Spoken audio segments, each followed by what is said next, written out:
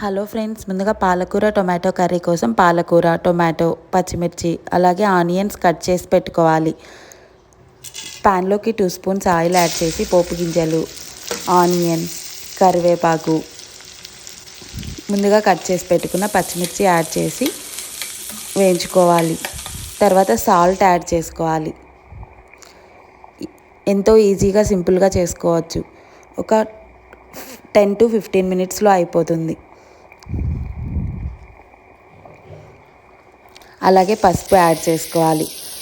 Add చేసి బాగా మగ్గిన తర్వాత ఫైనల్గా టొమాటో యాడ్ చేసుకోవాలి. టొమాటో కూడా మగ్గిన తర్వాత ఒక 5 మినిట్స్ వేయించిన తర్వాత పాలకూరను కూడా యాడ్ చేసి ఒక 5 to 10 మినిట్స్ వేయించుకోవాలి. అంతే, ఎంతో సింపుల్ అండ్ ఈజీ పాలకూర టొమాటో కర్రీ రెడీ.